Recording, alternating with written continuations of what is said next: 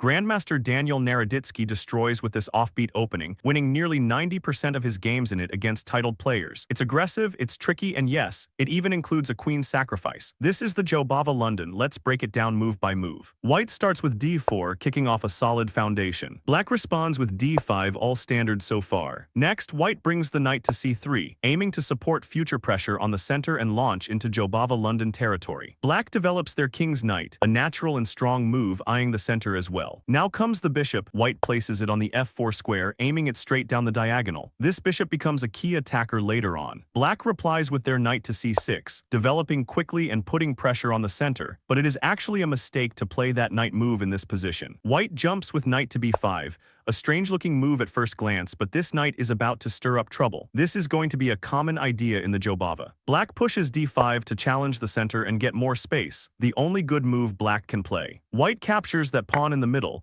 opening the position and attacking the knight. Black jumps to h5 with their knight. White calmly pushes e3, keeping the center compact and preparing to bring the light-squared bishop into the game. Black lashes out, their knight captures White's bishop. They're getting greedy. White doesn't panic. We take the knight back with their pawn, we don't mind trading that bishop. Now Black tries to develop, bringing out their dark-squared bishop and lining it up toward White's king. It looks dangerous, but things are about to flip. White now makes a shocking move. The queen captures a pawn in the center.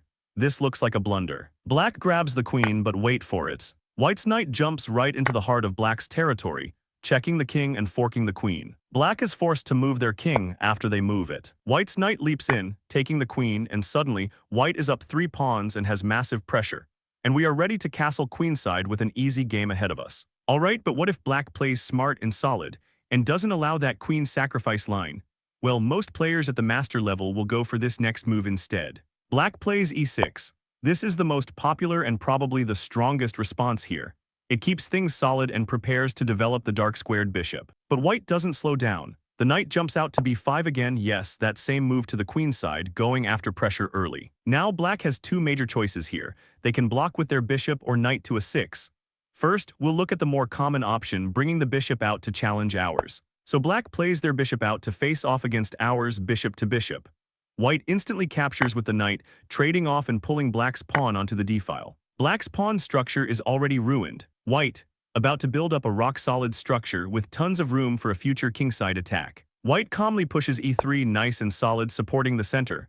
Black castles, totally normal. Now White develops their knight to f3, nothing fancy, just building up safely. Black now brings their other knight out, developing to the center. Now White plays the c-pawn forward. This controls the center and prepares to create a super strong pawn triangle, very hard for Black to crack. Black puts a rook on the e-file, a good positional move, keeping up development. White pushes the h-pawn just 1 square.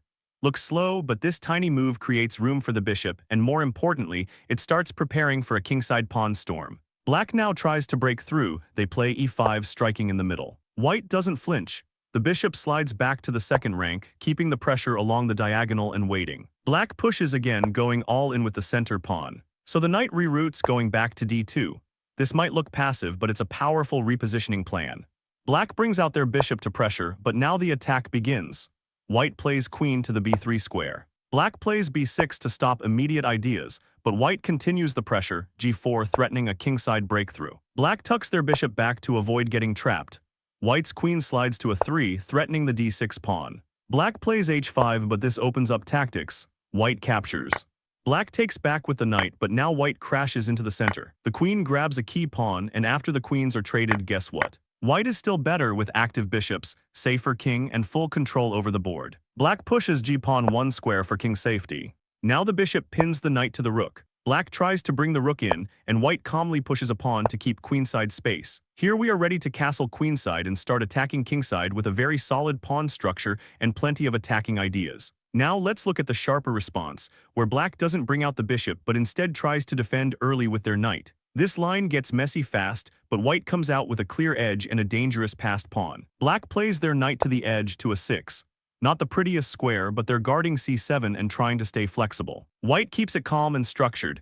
The king's pawn moves 1 step forward, preparing smooth development. Black pushes their c-pawn, kicking the knight and preparing to bring their pieces out. White responds by dropping the knight back to c3. Now Black brings out the bishop, pointing it at the center. But here comes a sneaky trade. White captures the knight with bishop. Black takes back with a pawn, and that gives them these doubled pawns, not a great structure. White develops the kingside knight, simple and effective. Black trades off the dark square bishops again, helping white by opening the e-file and cleaning the kingside. Black castles. And now white's knight moves to the rim, looking awkward, but it has a plan. Black's queen slides over to check, but white pushes the c-pawn immediately. This is the start of a long-term passed pawn, don't blink. Black brings their knight to the center, but white doesn't care. They castle kingside, safe and ready to go. Now black tries to break open the position, pushing the c-pawn again, but white says thank you and captures with their knight. Black grabs back with knight, but now white pushes b4 and the queen slides to a 3.